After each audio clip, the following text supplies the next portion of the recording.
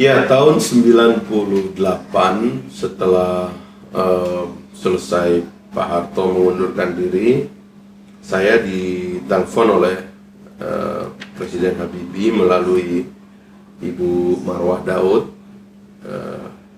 dan Pak Priyo waktu itu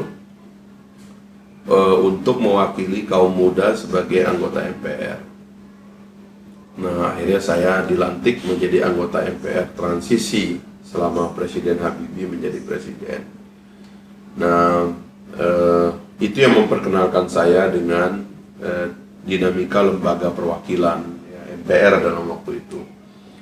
Nah, setelah menjadi anggota MPR tahun 98-99, tahun 99 itu ada pemilu legislatif. Dan hasil pemilu itu menyebabkan ada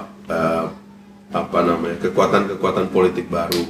Nah, saya cukup dekat dengan banyak kekuatan, terutama tentu partai yang saya dirikan adalah Partai Keadilan, dan PAN waktu itu membentuk fraksi reformasi, dan saya diminta oleh fraksi reformasi untuk menjadi staf ahli di MPR khususnya. Nah, kita tahu bahwa MPR pada waktu itu membentuk panitia ad hoc untuk amandemen konstitusi, sehingga saya terlibat di dalam proses dan dinamika amandemen konstitusi.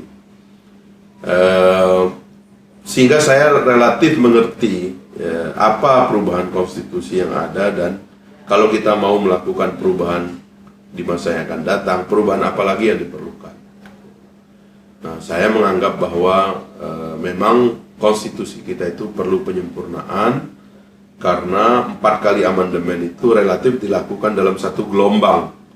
Jadi perlu perbaikan berikutnya yang saya usulkan itu untuk menyempurnakan 3 hal. Pertama, presiden sebagai dalam sistem presidensialisme sebagai pembuat kekuasaan, lalu lembaga perwakilan sebagai lembaga perwakilan yang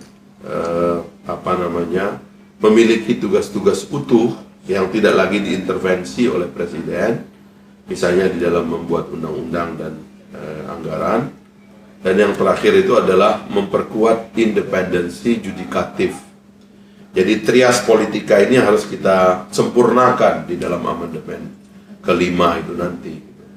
Memperkuat presiden sebagai dalam prinsip presidensialisme, memperkuat lembaga perwakilan supaya penuh kewenangannya sebagai lembaga perwakilan, yaitu kewenangan legislasi, anggaran, dan pengawasan. Dan yang ketiga itu adalah mengindependenkan kekuatan judikatif kita, yaitu kalau saya lebih spesifik ingin agar Jaksa Agung itu menjadi lembaga yang lebih independen, bukan merupakan anggota kabinet seperti sekarang ini. Saya kira itu adalah pemikiran daripada amandemen kelima, gitu.